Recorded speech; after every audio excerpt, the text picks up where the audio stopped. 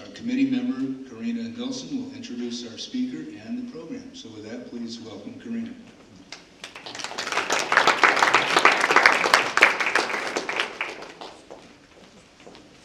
Good evening. Thank you for coming out this evening. There are a lot of people here that I don't know or recognize, and nothing is more daunting than to introduce guests who are better known to our community than they are to me. Intrepid world travelers, philanthropists, and Silicon Valley entrepreneurs, Marc and Ragni Pasturel, will share their experience of supporting a pre-kindergarten through 10 school in remote, mountainous Zanskar, India. The population of Zanskar is 14,000, and the elevation ranges between 11,500 to 23,000 feet. Imagine living there. It is inaccessible 8 months of the year. Developing a school in these conditions would be insurmountable for most mortals. Yet, the school has been sustained over the last 29 years and ranks #1 in the entire region. Join us for an insightful evening about Zanskar's history, economy, and politics.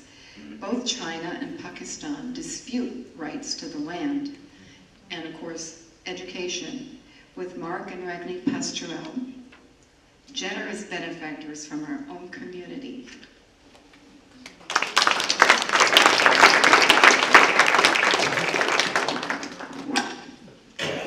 Thank you, Karina, for that warm and nice introduction.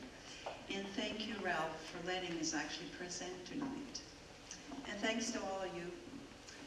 So many familiar faces. It's lovely to see you. We hope you will enjoy our tour of Zanskar and its people, and especially our school. There are many subjects to cover. Here are some of them, most of them actually. If there's time for more, we will cover additional 3 subjects. And we hope that you will hang in there. Surely we can. First, where is Zanskar and how do you get there? Zanskar is on the northern part of the Himalayas. Here are the Himalayas, Nepal. And Zanskar is a hidden valley between the Zanskar mountain range and the Himalayas. It's at 12,500 feet. Well, that's where the capital Padum is. And to get there, it takes us about a week. A week from Paris or London into our school in Zanskar. First leg is overnight flight from France to Delhi. We arrive early in the morning, but not early enough to catch the plane that takes us over the Himalayas to Leh in Ladakh. The reason being is that planes cannot land or take off in Leh after like 8 o'clock in the morning. So we have to get there very early. Once in Leh, we go from 0 to 12,000 feet in an hour. And once we get there, we spend 2 days just acclimating to the altitude. Let's see. Once we feel pretty good, we rent a taxi, which is really a jeep, because we have a 3-day journey over, you'll see some pretty rough roads, to go around the mountains, because this is about 2 hours from Leh on our way west. It meets the Zanskar River, the Indus River meets the Zanskar River. If we could follow the Zanskar River up to Zanskar Valley, it would take us probably less than a day. And it's about 150 kilometers. That road hasn't been completed and probably won't be for another 5 years or so, but it's well started. Instead, we have to keep going west towards Kargil. Let's see, I probably should show you. So we start in Leh, first day, it's on pretty good roads into Mobek near Cargill, where we spend the night. Then we have to keep on going east again, so we turn around the mountains, go to Ramudong, stay a second night, and then the third day we go into Padum. On our way, we see several monasteries, and this one is in Lamayuru, quite a fabulous place, beautifully located. We spent 3 days there in 2011, being part of the festival. On Futu La Pass is one of 3 passes we go over, and I won't do it, Mark. Okay. So it's a very windy spot, and it's where a lot of people come and have their pictures taken. We continue west, still beautiful valley, and the first police check out of 5 before we get into Padum, they take our passports, they put down the passport number, which is right, and then they put our name down. Well, our name to them is our first name, so we are known in India as Ragni and Marc. But it's a good, it's for security reasons, so they know how far we got and if anything happens. At the end of the first day, which is some pretty good paved roads, this is a very important highway militarily. We get to Mulbeck, close to our camp. This is a 30-foot tall Buddha carved into the rock, and the modern scholars say now they think it's the 8th century. And it has a beautiful old monastery right at its base. Then we get to our camp, which is right down here by the river. It's a tent camp, but it's pretty luxurious. It has even a bathroom with a shower and a toilet. Now, it doesn't have hot water, and since the water is from the glacier, we've never taken a shower there. Next morning, we keep on going. We go through Cargill, which is mostly Muslim. It's the administrative headquarters of both Ladakh and Zanskar. And we continue now, we're turning and going east again. And we happen to arrive at the last day of Ramadan. And so every village was celebrating. You know, they could enjoy the food, the drinks. Everybody was dressed very nicely. We watch it from this cafe where we usually stop. As you can see, we're in Shiite territory, and we have a lemon ginger tea.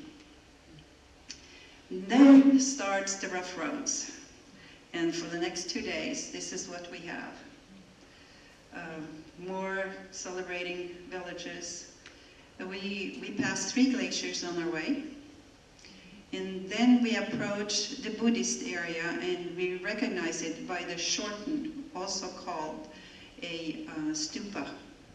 What you see here on, oops, that's the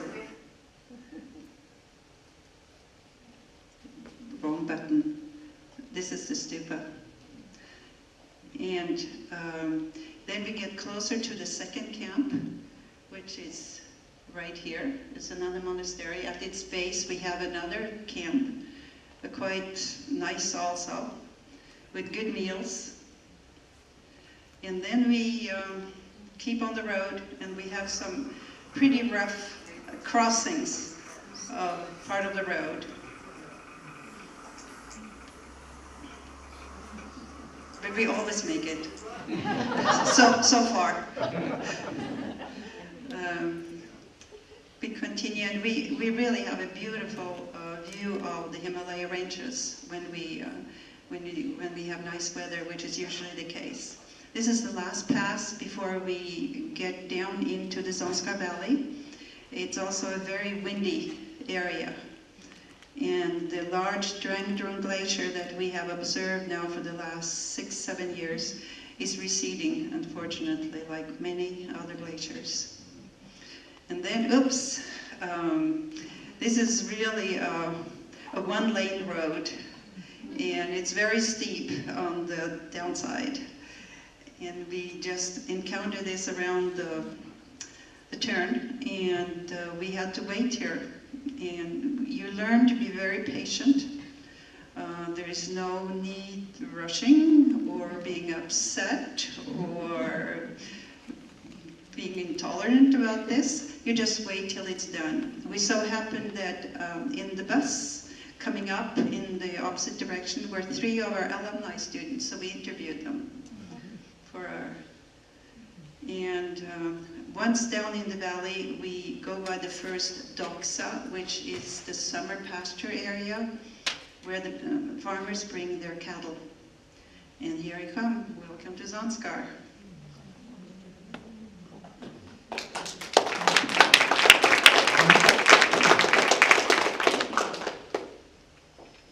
The place, a valley, bottom of the valley 12,500, top mountain above there is 21,000 feet. The city is Padum. It's the only city of Zanskar, and it has a grand total of 1,500 people. The total of Zanskar area being 15,000 or so. Another view of the valley seen from the opposite side, Padum in the background, and 2 rivers that make up the Zanskar River. The actual Zanskar River starts a little bit to the left of the picture. One thing you see here is a lot of dry terrain. The monsoon rains are stopped by the Himalayas, so there's hardly any rain coming to Zanskar. And the only green you see is thanks to glacier watering by the glaciers, irrigation by the glaciers. The city of Padum represents 10% of the population of Zanskar, and it's a busy shopping area.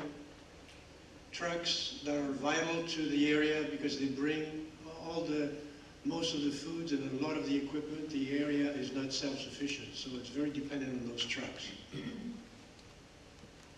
A prayer wheel is a given in any town or village. And water channels run throughout the town. They represent the water coming down from the glaciers, water that is very pure on the way in and very dirty on the way out of town. So all the people living downstream wash their dishes and wash their clothes in pretty mucky water. There is a unique construction here, which is guaranteed to be safe by the local safety requirements. Garbage is a problem. People are not disciplined, and that's one thing we try to teach in our school. And it's a problem, of course. The hospital looks pretty good from the outside, but it's not so good from the inside. Here we had an opportunity to visit a colleague, French friend, volunteer architect, who had a gallstone problem. We had a friend who broke a hip on the way in, and he had to wait in pain for 7 days before he could get an helicopter ride to the city. The doctors are not always there. The place is administered from Kargil, the Muslim place. Court of Justice, likewise, is Court of the Munsif. That means Court of the lowest order, probably run under Sharia law of some sort. We don't know. We have no information, but that's what we surmise. So our first village, we moved out of town and we go to visit our first villages. This is a half-hour walk from Padum, so it's almost suburbia here at this point. And this monastery on top of the hill is where our school started 29 years ago in 2 rooms. On the other side, hidden, is our school, much below the monastery. And here you see the hotel where Ragni and I like to stay.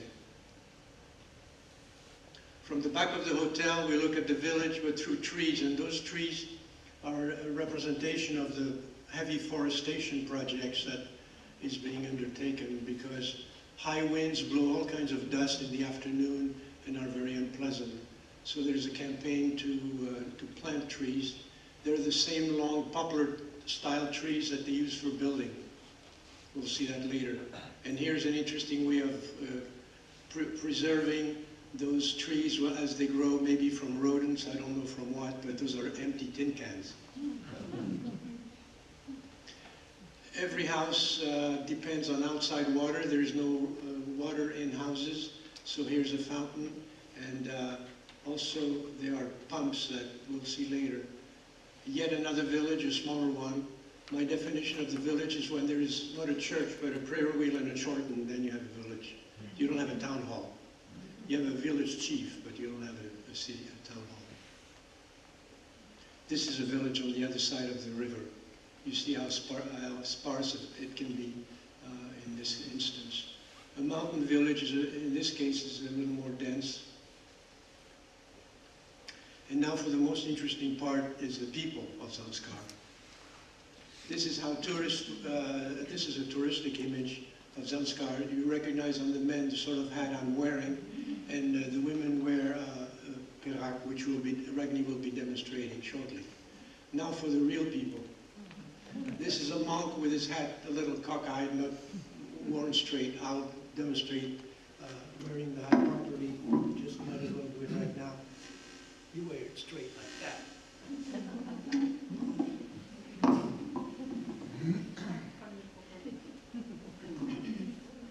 Those are nuns. Yeah. Thank you. Those are nuns. This is the mother of one of our staff workers. She appears to be begging, but she's not. She's handing out a box of yogurt to her son. The point of this picture is that she's 60 years old and she looks 80 to us. People age very quickly over there. The women carry their jewelry daily, and we surmise that it's maybe a sign of their nomadic ancestry, where they have to carry all their wealth on themselves. Purpose of this picture is to show a mother and her daughter. The mother probably has never moved out of Zanskar, but her daughter went to school in the rest of the state beyond Zanskar, and westernization is definitely happening. Men? More men? This is, excuse me, children?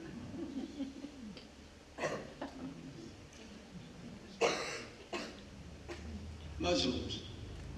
Muslims were invited into Zanskar way back so that the Buddhists could look at them for help in business, in dealings and merchandising.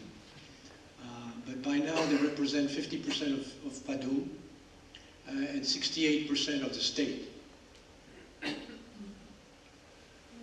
This is their mosque in Padum. It's a pretty impressive building. And they make themselves known by having a muezzin call 5 times a day, and loud chanting, and as early as sunrise. And we don't feel very well inclined when we have to hear that all the time, I must say. The Muslim private school also exists. It's a little less developed than ours. And Ragni and I have felt the need to establish contact between our school and theirs. It was not happening so much, and we think it's an important connection. Matter of fact, the Dalai Lama also thinks it's a very important connection. He never visits our school in Zanskar without first stopping at the Muslim school. The students are outside because they're taking a test. The classrooms are too small to take a test in, so you sit the students far enough apart outside. We do that in our school too. Something I noticed and impressed me is how well dressed the students are compared to our Buddhist students. They're very neatly dressed, almost elegant. Housing. When we visit, it's the summer, and we are greeted at the second floor because that's where they live during the summer. We promised to stop that phone and we forgot. And but on the winter, they move downstairs to be close to the animals, not with the animals. They don't live in the same rooms, but to be in a warmer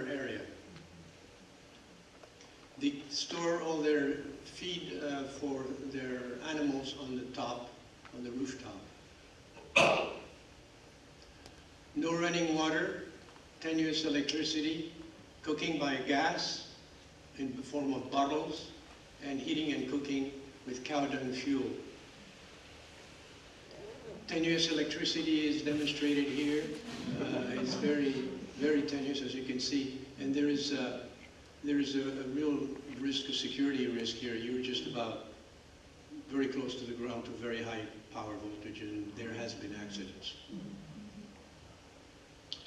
Water is pure enough, very pure as a matter of fact, if you're close to the glacier up in the mountains. But if you go downstream from the city of Padum, then you get very murky water where you do your washing and even your dishes. And this is the pump I was alluding to. This is a pump that goes down to the aquifer and draws very clean, beautiful, fresh water. It's a delight. When you visit a house, you come out of the bright sun and you come into a very dark area, and you have to get your bearings straight because it's very dark. And you have this very narrow, steep staircase to manage. Then you eventually end up in a room in the center of the house. There are no windows, and it's a center of heating for the house, and also can accommodate wedding parties. We've witnessed wedding parties where in one corner of the room you'd have about quite a number, maybe 30, 40 women together, and then in the other quarter you'd have the newlyweds with their uncle and aunts on each side of them. The mother and father don't partake in the wedding. They stay outside for some reason. And then throughout you'll see drunken men stoop with, in their alcoholic stupor, because they serve, the women go around serving liberally a barley-based alcohol out of a bucket like that looks like dirty water, and it's quite it tastes terrible. But they do have a good alcohol, which they call arak. Here we're being hosted by a teacher and his wife, and we've developed a good relationship with them. They're very nice people. And this, I would say, this is a middle-class family type of setting. The interesting thing here is that we eat, they watch us eat. Yeah. Used to be, some people who preceded us tell us it used to be, some people had the experience of eating by themselves as a sign of deference. I don't know, this is their way of greeting people. When you become familiar with a family, and that has happened to us on our third year, our third visit, then you get to eat with everybody. This is the most upper class family we've ever visited, and you can see the signs of wealth. This man is an administrator in Cargill. She is an ex-student of our school and an ex-teacher in our school. This is a middle-class living room kitchen combination. You see all their utensils are in display. And this is the kitchen corner, and they're preparing momos, which are dumplings made of sometimes meat, sometimes all vegetables. And here they're going to cook them in the steam cook them. And they are their most delicacy when they have guests they want to honor. You end up with momos. This is again a momo preparation in the most upper class family I mentioned. We saw earlier. No other house have we seen with a kitchen sink, a kitchen platform, and enclosed cupboards. The bedroom of a house not so well off, with grain on the ground drying. Toilets, either outdoors or indoors. The indoor portion is the same. You have a hole and that's it. Maybe with a little earth, loose earth that you can throw over your droppings, so to speak. And all of them elevated so that the droppings can be exited through through the door and out to the fields. It doesn't smell, and it's not as uncomfortable as, well, it is uncomfortable, but it's not as bad. Where it gets bad is in school, because the little kids don't have enough space. They're too small and they can't spread their legs, so they crap all over the floor.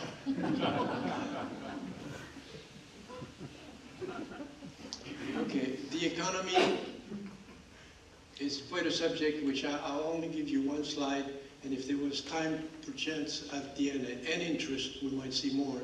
But essentially it's based on tourism, farming, just for subsistence, minimal farming, no exports, commerce in the form of shops, which are absolutely necessary, and constructions for housing. So you could say the only industry of sort is tourism. The culture is based on 4 languages. Imagine our little kids in first grade having to learn not only 4 languages, but 4 alphabets. They are Bodhi, which is the native language that comes from Tibet. All those people are of Tibetan origins. Urdu, which is the language they have to learn because it's the language of the state they live in, and Hindi and English, which are the 2 national languages. So the alphabets look different, as you would expect, and that's quite a task. I recognize this one, it looks familiar. I recognize this one, and I'm wrong because I think it's Arabic, but in fact, it's Urdu. Urdu is not at all like Arabic. As a matter of fact, if you speak Hindi, you can understand 80% of Urdu, I've been told. I surmise that this must be the local Tibetan language. This is on top of a bucket in our school kitchen, and this is carved on stones on a money wall. We'll see that later. Herbal medicine is still in practice, and this is the Amchi, the healer, going around the countryside with his prayer bead and his stooped face. He's 80+ years old, and he's quite a guy. Such a wonderful face that he inspired me to paint him, and you have my painting of him right here if you want to see it. Buddhist expressions are the prayer wheel, prayer flags, short North stupa, which you've already seen, and the many wall, which we'll see in a minute. And home altars are often there discreetly in one corner of the house. This is the Buddhist flag. Prayer wheels come in different sizes. Each village has one. The more elaborate, the richer the village. And here in monasteries, imagine going down 30 wheels and sending prayers to the world. And they do that very religiously. Actually, in this particular monastery in Lamayuru, that's probably only half of them or a third of them. And then you have the manual individual prayer wheels that Ragni is demonstrating. They're full of pieces of script on parchment, or I don't know on what, and they're tightly packed, and they send prayers to the wheel. And they don't seem to have carpal tunnel syndrome in this country, because for hours you see them twisting forever, and it gets tiresome. You know, you do that for 5 minutes and you can feel it. Shortens come in, or stupas come in 2 forms. Either the walk-through form or the one that is not. And the one that is not, you're supposed to walk to the left of it. And you see that along roads. The cars, the road splits around the stupa, and the driver consciously goes to the left. If you go through a walk-through one, halfway in the middle, if you look up, you'll see a beautiful mandala painting in better or worse state, depending on how well it's been kept up over the years. More stupas, color-coded, and this is at a nunnery, at a local nunnery. They can be pretty elaborate, many of them in a row. They can be very old, and here in this case you see those kataks, such as the one I'm wearing around my neck, those kataks end up on, like prayer flags, decorating places. And it doesn't, they don't mind it at all that they look so crummy. I refer to the mani wall. This is a wall about that high, and that might run the length of this, half the length of this room. And in Padum, there is one about 3 times the length of this room. And they are regular stones, but on top they have carved stones, carved with prayers and mantras, and we don't really understand it all. All we know is the most famous one, Mani Padme Hum, Mani Padme Hum, which they repeat, Mani Padme Hum, Mani Padme Hum. The Dalai Lama has a residence in Ladakh, yes, thank you, in Zanskar, and you recognize it by the yellow tiles on the roof. That's where he comes to visit. We had the opportunity to visit that place. At one time it was open during the birthday, and it was quite an honor to visit his bathroom. I looked at his bathroom, his commode, and I said, wow. And it was a very modern Western commode. He didn't have the hole in the ground. Celebrations with monks in attendance, a great public, and kids dancing. And here, a rare opportunity, I didn't take those pictures, they were taken by a friend. A rare opportunity to see a bunch of peraks, which are ornaments worn by women. It turns out those are turquoise stones, and it gets to be pretty heavy. And so you see, women tend to go around under the weight, and that's just where women should be. Come on, Marc. End of quote, end of quote. Beautiful jewelry, and standing behind, you can see a woman front and back. And the back, in this case, is very interesting. You don't see very many of those. And here you get a beautiful view of the extensive jewelry of this one. I've never seen one like that. They also have very, very delicate materials. There are 3 major monasteries in Ladakh, in Zanskar. This is one of them. You can actually see this one from our school. And they're always those 3 are characterized by spectacular placement in the mountain, on top of the mountain, mostly on the side of the mountain. And also, they each have exquisite festivals that last 2 to 3 days. Ragni showed you the Lamayuru dances a little bit with 2 pictures, but it lasts for hours, and it's beautiful. You're wowed by the costumes and so forth. The only problem is that it's so slow and so long. You know, you're wowed for the first 3 minutes, and then on the 20th minute, you say, what's the next? But because we don't understand all the symbolism that's going on, I suppose, because they're very crowded and extremely popular. The nunnery, the local nunnery is perched here, and nuns are second to monks. We don't know that offhand, but we found that out. There's a Caucasian woman in California, in Los Angeles, who set up an NGO just to educate the nuns better and to support them better.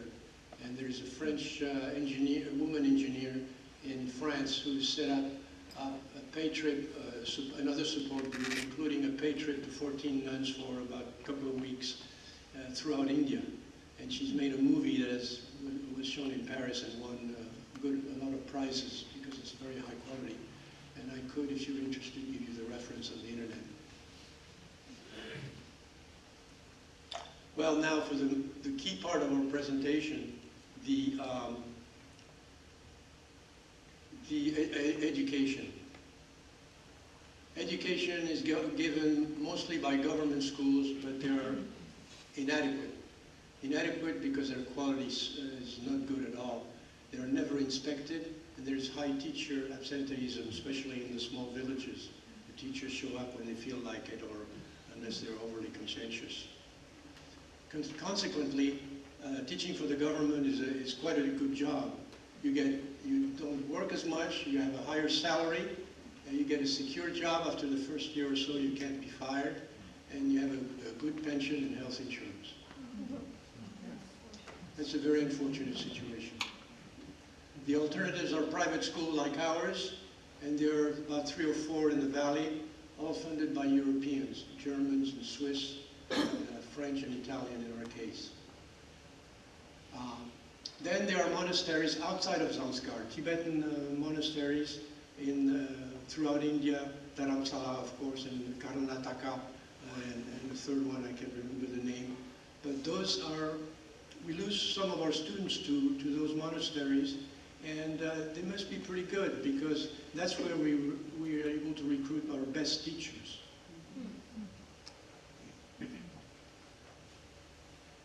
For higher education beyond 10th grade in our school or 12th grade in a government school, you need to leave Zanskar. And that's a traumatic experience for the young, also a formative experience, of course.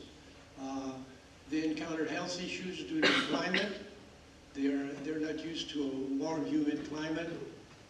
It gets to be very hot in Jammu and Srinagar in the summer, so hot that my Norwegian friend, my Norwegian wife couldn't stand it. She's my friend too. Costs are, of course, room and board, tuition, transportation, and social adjustment. They are different. The Zanskari of Tibetan origin look different from the Hindis, and they are a little bit discriminated on. In one case, one mom complained that she was discriminated on even by a teacher, made bad remarks. Now to our school. The best in Zanskar is a claim we make based on having the best results at the last exam set up by Cargill, by the state administration. AaZ is our name short for Aide aux Zanskar, which means help to Zanskar in French. And our school is called LMHS, for Lambton Model High School. It's a generic name that, so in lay, for instance, there's another LMHS. We started being a Lambton High School, and somehow when we grew up and became more respectable, we were able to add the word model. Lambton means the path of light. It's 12 years, 12 classes from lower kindergarten to 10th grade. 100 apply for 30 openings. We only allow one family. Only allow one per family, which is sometimes hard to manage because some sneak in a second student, and then we have to put our foot down. 80% are picked by lottery, and the other 20% as compensation, the right of administrators or people to whom the school owes favors. And one of those compensation is the poorest family, giving admission to the poorest family in the valley. By now we have 300 students, and we're very proud of now having reached 50% girls. It took a while. When we joined the association 17 years ago, it was running around 35%, but it gradually increased. And so it became more probable once we decided that the picking by lottery would be made with 2 different hats, hats for girls and hats for boys. So we claim our school to be a-religious, but I don't believe it. We're a Buddhist school, let's face it. And we have token Muslims, we'll talk about that some later, about 17 to 20 teachers. Parents are involved. They have to burden some of the cost, the bus, for instance, the school bus, the uniform, the shoes, the backpack. And they're also expected to punctually come and work at school. And guess what? It's only the mothers that come. The reason is that the fathers are out, oftentimes out of Zanskar, working. And they're self-administered, but closely supervised by us. We hold the purse string, so that carries a lot of weight. The school was founded by an unusual guy, Marc He was affectionately called Mémé Marc. Mémé means grandpa in their language. And since I'm called Marc, and since I look old enough, I was called Mémé Marc too. But I said, no, there's only one Mémé Marc. I am Mémé Photo. And the school was started in this monastery, as I mentioned, and access to it was granted thanks to the Dalai Lama. Because Marc encountered a group of locals who begged him to do something. And so it's that group that was trying to get organized who set up the Dalai Lama's sister. Our school is very important to the Dalai Lama, and we've enjoyed his third visit. The reason is that being expelled from China, from Tibet, excuse me, they're setting up in Dharamsala and all around the southern edge of Tibet. They're setting up, he's trying to promote Tibetan culture for obvious reasons. Here is with the principal of our school and his wife, who's also a teacher at the school. This is what the reception or his presence looked like, with attendance from the students and a lot of parents. It's a very popular event. He makes it a point to first visit the Muslim school. And then he comes to us, and on his last trip, after we had some ethnic strifes and problems, which if time permitting I could describe, but I have excluded from this main presentation. There was some ethnic clashes that in the end resulted in some young Buddhist association boycotting Muslim businesses, and it hurts. And so he just said a few words, interestingly in English, so everybody would understand that this was the shame of them, he told them.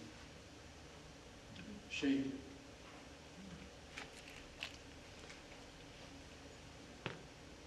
The campus, this building was added in the year 2000, and we call it the old building. And those are the 3 new buildings, the 9 classrooms we've just added. The two school buses are relatively recent. The second one is thanks to the Italians. The Italians are great people to have on board because Italy allows good tax-deductible contributions. So they're the Italian members are the most generous in our organization. They have also set up a scholarship for $300 a year, which is a lot of money, scholarship to students for higher studies beyond our school. If they succeed the first time. If they succeed the first time. If they succeed the first time out of our school. On the campus too is a multi-purpose building where the day starts for all the school with prayers. And here you see a new gate, which is just very recent addition in memory of an Italian AaZ member who died while trekking at 4,800 meters. She died on her way to the school. This is the other gate. We have double gates. We had this wall was the delimiting wall a year or two ago, but we felt the need to spend a fair amount of money just staking our claims with this outer wall, which runs around a much bigger perimeter. That's because land rights and land recordings are not very good in Zanskar, and you stake your claims with a wall. Matter of fact, when you drive in dry areas where there's nothing, and you see walls, and you say, what are those walls for? And you're told, that's staking your claim onto something. This needs a little paint job, but it's been painted since then. This is an old picture introducing us to the building. The view from that building is gorgeous. We have our own stupa. This is the monastery where we started. This is the 7,000 meter, 21,000 foot mountain. It's gorgeous. Live the moment is a Buddhist precept that we give everybody the opportunity to practice every time he feels like he needs to go to the bathroom. Why? not because of the bathroom experience, but coming out of the bathroom. If you don't watch your steps, you're in trouble. Everyone is a different height and a different width. So you've got to live the moment, otherwise you've got to sink the moment, otherwise you're dead. It's amazing. If you look on the picture, you can see that. There's a very tall one next to a very narrow one. It's incredible. Well, mind you, the workers are not Zanskar, they are from Nepal. So anyway, this is the middle of the campus with a pump that is so cherished by the students, looking toward the old building, looking back toward the new buildings. A favorite place for lunch for the kids.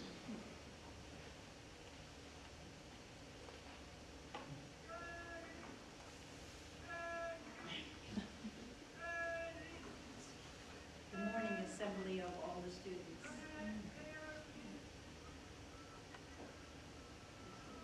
Now they start singing two anthems. First the Tibetan anthem, and second the Indian anthem.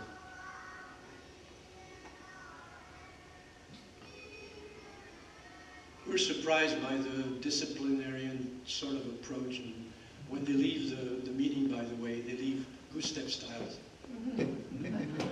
with the drums. And it's a little curious and not in style with Buddhism, but somebody whispered in our ear that that was a takeover from a remnant of the British system. Who knows?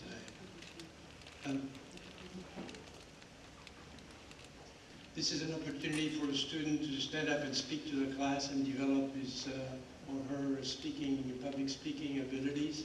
And there's also debate competition between three groups in the school. And here you see the drums of the marching.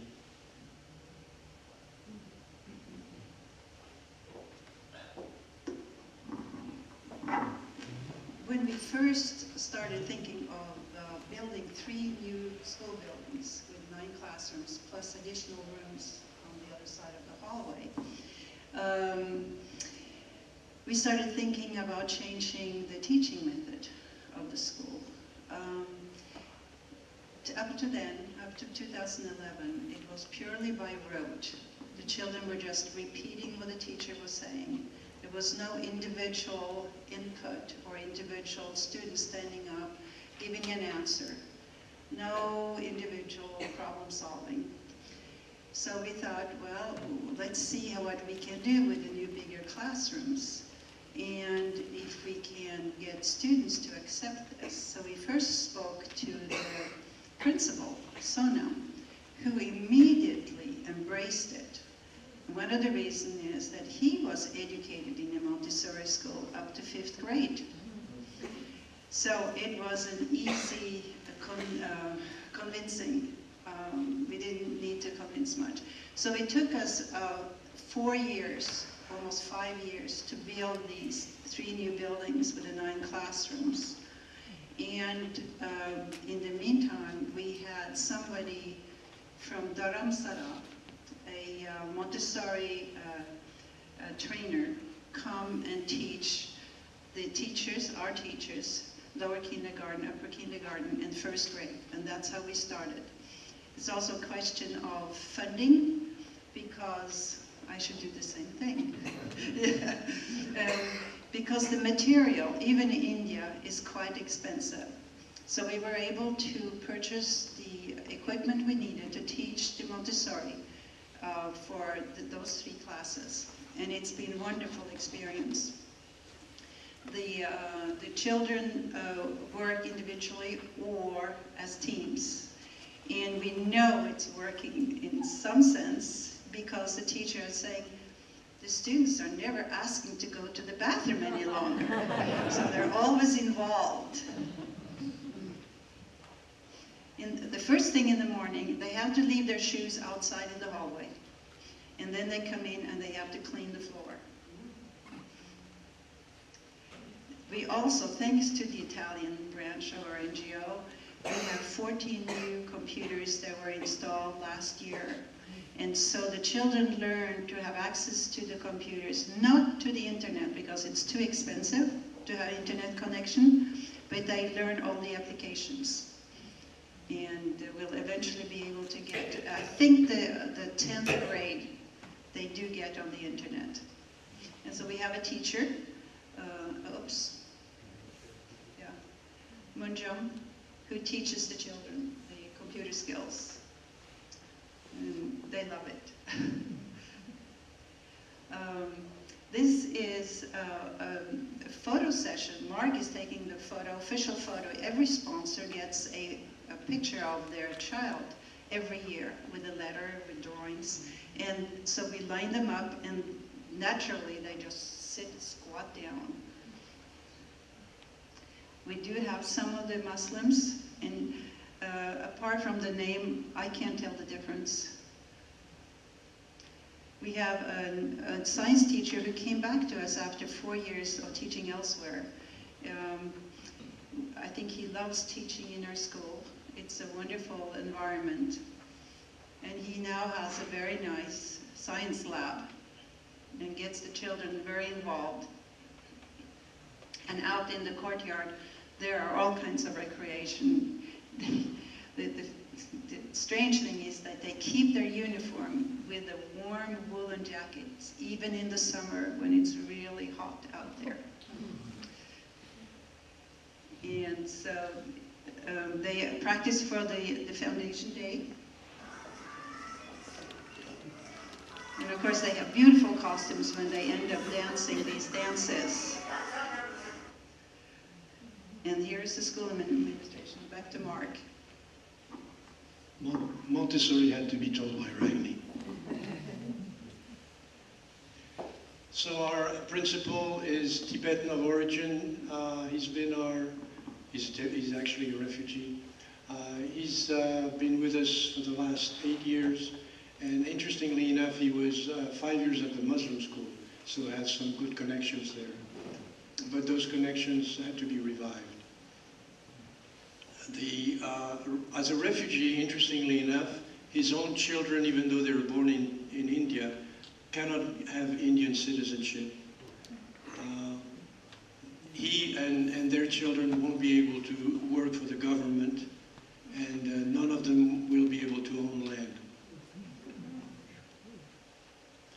We have a management committee of 3, to which we've convinced them to add one alum. And here you see our past and present president.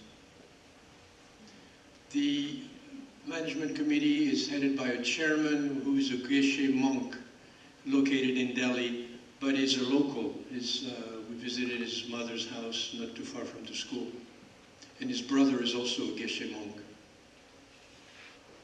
Teachers are very difficult to recruit and to keep, but mostly to recruit. But we do, the best ones do leave. Of course, they're difficult to recruit because the area is so desolate, there's hardly any entertainment, and they can't go home but only during the month of winter. Some teachers in their new lounge, with the lounge being separated between 2 rooms, and I think by taste more than by regulation, the women tend to meet in one and the men in the other. This is the wife of the principal, and she gets my prize for my prize for elegance. I like the color of her socks, and she's very statuesque and very beautiful. Our staff, this is a man that we couldn't do without. He's been with the school forever. He lives nearby. He's indispensable, very friendly. 2 school buses with 2 chauffeurs. They call them peons, the low clerks. In this case, a woman who takes care of serving tea in the kitchen. A cook that likes to stay clean, and next to his cans and show off his beautiful little daughter. We started taking interest in our alumni and interviewing them and figuring out how they were doing.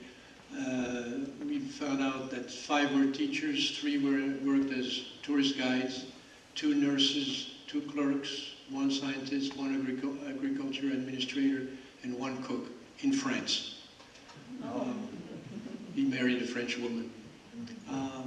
80% are settled in Zanskar, and most of them would, I would say close, probably 99% want to go back to Zanskar. But a little bit regrettably, all the jobs are government jobs. There's so little, except for tourism, there is hardly any, there's no industry. Many have ambitions when they're young to become medical doctors, and very few manage it. So some examples of alumni.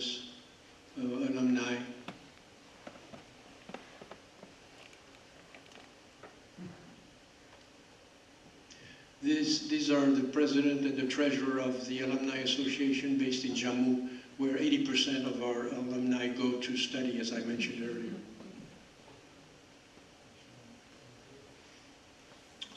Next to our major building project, we called NBP for New Building Project,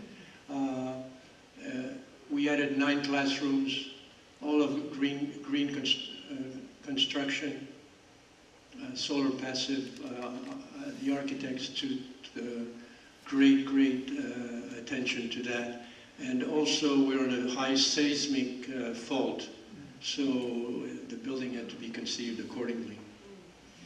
It cost us $240,000 over the 5-year construction.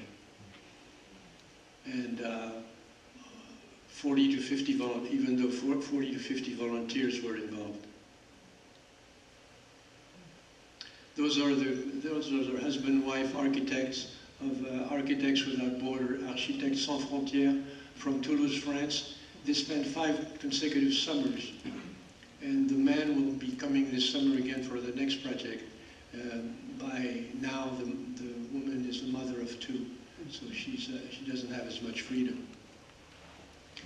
Then we had 1 year, once the walls were up, we managed to recruit 12 volunteer carpenters, and that was a wonderful experience. Those people were so nice. It was a wonderful ambiance working with them.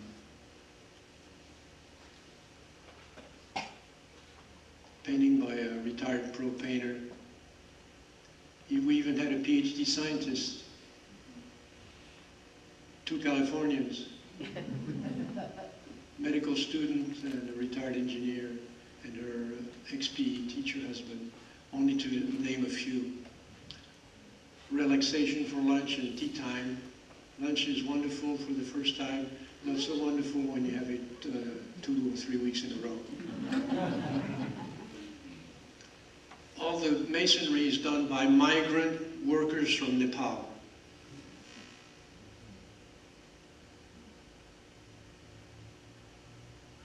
And I mentioned that mothers contribute to work.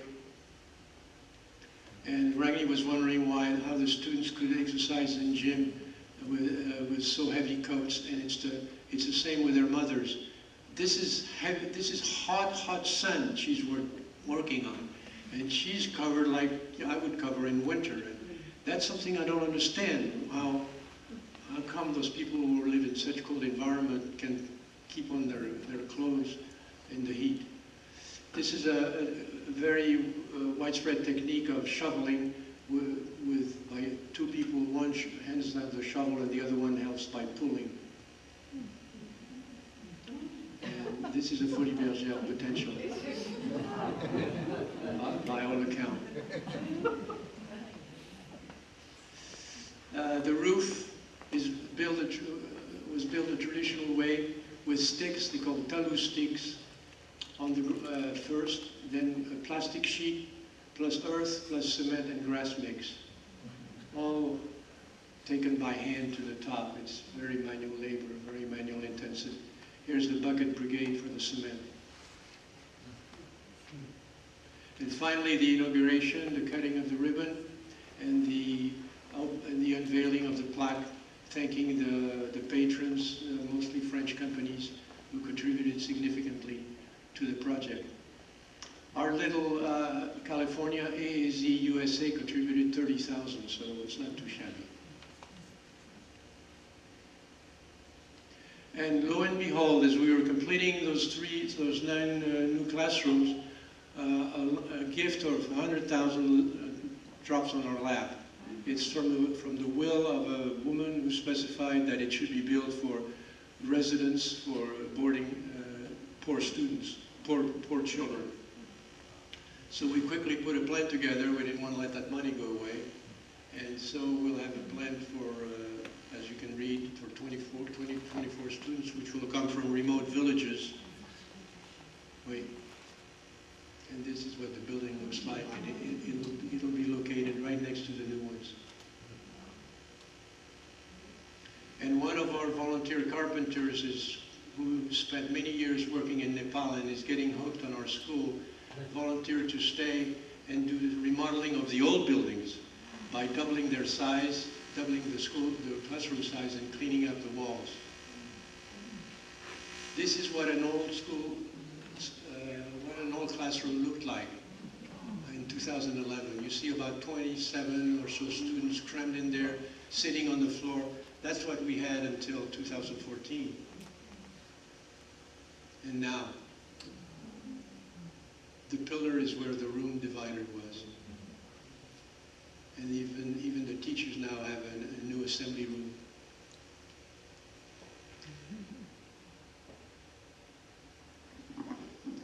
Okay, when Mark and I go there, we try to visit most of the families that are U.S. chapter sponsored, but we can't show you all of them. So we're just going to take you to one of the families that we visited this time around. It's a good example. One must see what a great difference education actually makes in the life of a person.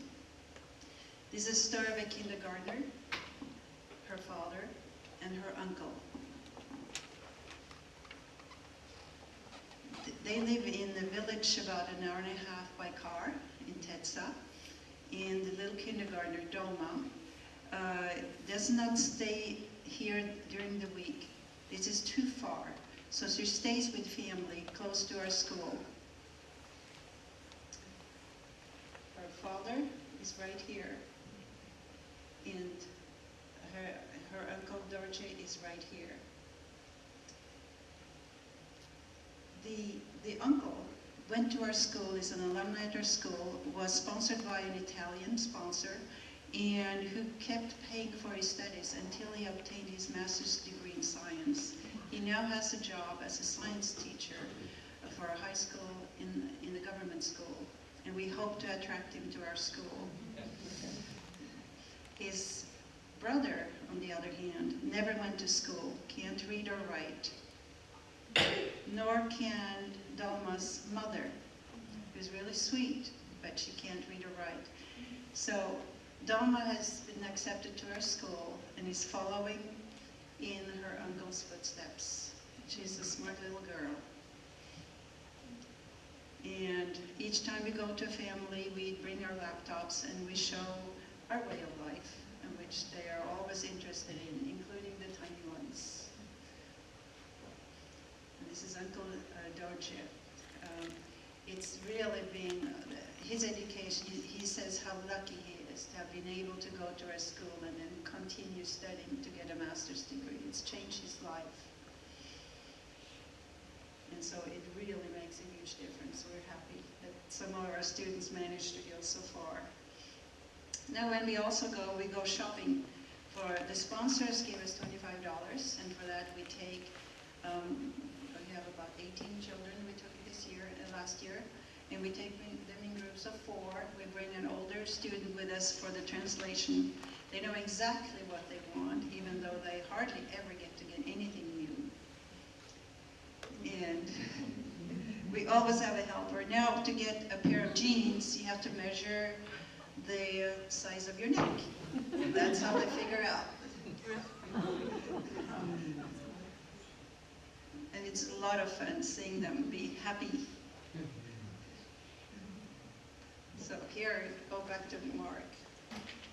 Our school has 650 members, 2/3 French, 1/3 Italian. We have a new Swiss group, and we're about 20 Americans. We started 17 years ago. All volunteers, which means low overhead. strict oversight of money, recruitment, curriculum, and facilities. And very importantly, we're really in touch with the school. About 4 to 6 members each year spend 4 to 8 weeks each summer there.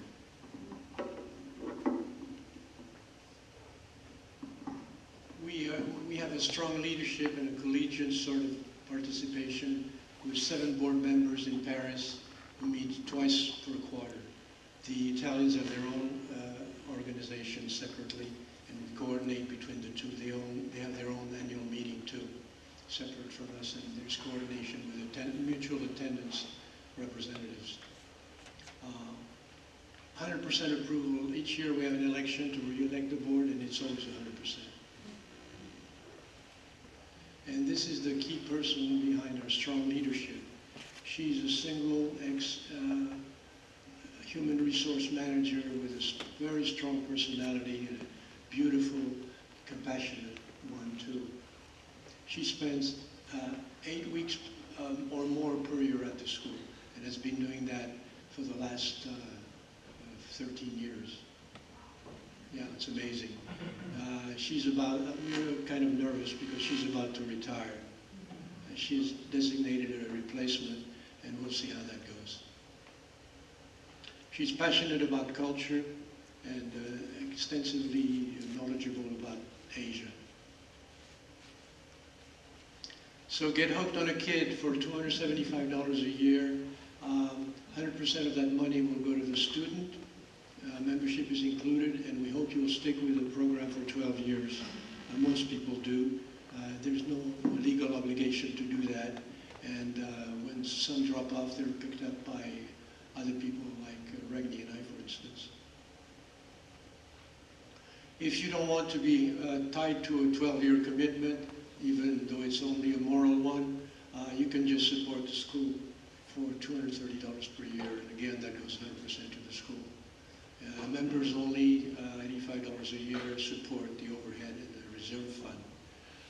One-time donations are very welcome, and it's all tax deductible. The association, the French branch, meets every year, so do the Italians separately, for a long weekend. And being in France, it's done well, in good conditions. First, you never meet at the same place. You always go to a different region of France, so you can do a little bit of tourism on the side. The business meeting is very, very professional and quick, half a day and it's over, and the rest is for socializing and entertainment. So it's a very pleasant experience. Hiking, entertainment, folkloric events from that region. It's well done. And it's low cost because it's not in a plush hotel. It's in a tourist village, so it's comfortable enough, but not plush. So, as posted on as you leave the village of Picketing, thank you for listening. Jule is the equivalent in their language. We have leaflets to pick up if you're interested, and we also have a website with a lot of information. We're going to stop here, but if there is interest in more, we've had to cut off, for the sake of time, a whole section on the economy. To me, the most interesting one was this one, and I'd be happy to, if there's enough interest, and the foundation is very entertaining with dances and so forth. If there's enough interest, let me know, and we can continue. Maybe we should turn on the lights at this point.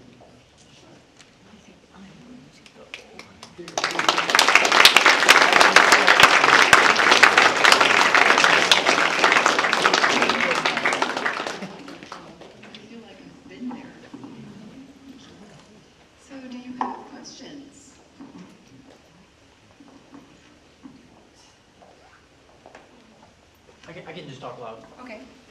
So you put on the slide that 15 of 20, you did a survey of 20 alumni and you showed 15 of them, what they were currently doing, right?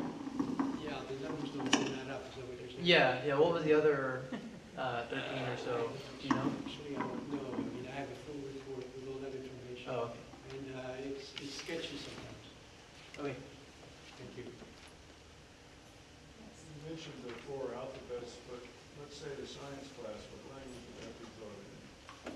That's a good question. I think it's in English. I think it's in English. The books are in English. Most of the Yeah, Yeah, most that's of right. them. The science book is in English. Yeah. Yes. What is the ratio of boys to girls students? Well, the admission is 50% at this point, but it's a 12-year program, so it's probably more around like 35 to 40 overall. But it's getting closer and closer to 50%. Well, today, we have 50% girls and 50% boys over the 12 classes. You do? We do. Oh, I thought it was just admission, the latest admission. No, it's the total number of students, so we have 50-50. And we worked hard on getting there. Yeah, I'm sorry. Carol, you had a question? You showed the home in the second floor where there were no windows. Is that for insulation during the winter to keep the rooms warmer? Yes. And isn't there a problem with the gas and the cooking and the... You see the light coming up? There's an opening up in the roof. Oh, So there is some ventilation going on. And it doesn't rain very often. No, very rare. It's an opening about that big, and the smoke, some of the smoke comes out. And so I surmise in the winter they close that and move downstairs. Yeah, they can't go upstairs, it's too cold in the winter. You referred several times to the fact that there is not much in the local economy outside of tourism and catering to trekkers and so forth. Since you're having such good success in educating the people, the children of that area, is there any way that there could be a basis for an economy so that those children can stay in Zanskar instead of being required to leave in order to have a better You're life? saying, could we start an industry of some sort? I don't know, I just don't know what you base it on, but you know the area. Well, we haven't been able to get there, or to get that far. There will definitely be a change for Zanskar once the road comes in from Lake. Yeah. And it's going to be easy access. Mhm. And then there will be a flourishing of not only trekking, but everything that goes with the trekking, like hotels, restaurants, crafts. Maybe a little bit of inlight industry. She's making a very good point. The area is enclaved of sort, and there is a pass at the north and a pass at the south, and a road being built to go through from Leh Ladakh to Manali. And the tough portion is the river gorge of the Zanskar, which was started, which when it's done will have 15 years taken ago. 10, 15 years to do.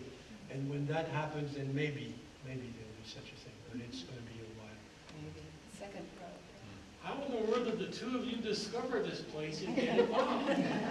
That's a good question. The answer is through photography. I befriended a French sculptor who saw me taking pictures of everything and said, I have a friend photographer who's been in India, and I saw this guy's pictures. He took pictures of kumbalas and special Indian gathering that were so striking, and so I befriended him, and he turned out to be a delegate of the association. So that's what I'm interested in. Alex, did you have a question? Oh, yeah, I just wondered, you spoke about Muslims coming in at a certain point to add to the local commerce. I just wondered, how did that process happen? Who came? How did they know about it and so forth? We don't stand outside of the projector. We don't know the details. All we know is that The local king. there used to be two kings in Zanskar, and one of them, the descendant of one of them, lives in Padu, and actually one of his sons was the president of our management committee at one point. He was a medical doctor. But one of the kings or one of the rulers at some point felt the need for a business connection, and he Could you give invited. him the mic, just so we can all hear? Would you give him the mic? The question is, how did the Muslims make it into Zanskar? And we don't really know, except the anecdote that at one point a leader of Zanskar felt the need to bring in the expertise, the business expertise of the Muslims. The Muslims are more merchant-oriented. All the shops, I would say 80% of the shops in Padum are run by Muslims. The Buddhists live the moment. Yes. Yes. Very nice, by the way, it was great. So but I'm curious about the governance of the school. How much of the daily decision-making process is the principals versus the board and the It's a combination. I would say the board, the management committee gets involved with major decisions. Should we hire an alumni into the school, or the geshe, the chairman gets involved in recruiting and new teachers and so forth. And the principal is just day-to-day running of professors, filling in for missing professors and so forth. Does that pose conflicts sometimes? Within the school? Or between the board and the school? I haven't seen that. Not openly. They are. It's not in the open as it might be in France, my friend. One of the things we've been learning for the last several years is that the principal would not want to hire too many of the teachers from Zanskar. It's almost impossible for them to be able to let them go if they're not good enough. So they have to come in from the outside. So that's one way to avoid the problem. Now, as far as the NGO involvement, we guide them, we don't impose, and things are being done on their schedule and their timing, and the Zanskar time is not our time. So. Yes. Is there agriculture, or was the farmer raising cattle? Well, then you're asking for my economy section, which I'd be happy to show if there's enough interest. Yes. Ralph, I think Ralph wants to close by 9 o'clock. Yeah, well, we usually terminate at 9, so a couple more questions. So you're in Zanskar is in the Indian portion of Kashmir, and Pakistan is the other part of Kashmir. Let me show you. I want to show that map. Okay, so do you sense any of the conflict between the two countries where you are? That was the politics section. That's the politics. That was the Wait, politics section. Where we are, Zanskar, we are in a pretty safe area. And for 100 years, when the Muslims have been the merchants, when we first arrived there in 2011, there was such a collegial atmosphere between all of them. You know, they would go to each other's houses, they would come to each other's weddings, and then the clash in 2012, 2013. So now it's building up again. But we don't feel threatened at all. We feel it's very safe. The only concern we have is that when we do have to go around the mountains, and we get into Kargil, which is like 10 miles from the Pakistani border, and where there has been clashes. But that lasts half an hour to go through there. It's not a big deal for us. I'm itching to show my politics slides. No, I'm told that there's not enough interest, but this is the map I would like to show you that shows the, anyway, it's too detailed and maybe there's no time. Our daughter and son over there are saying. We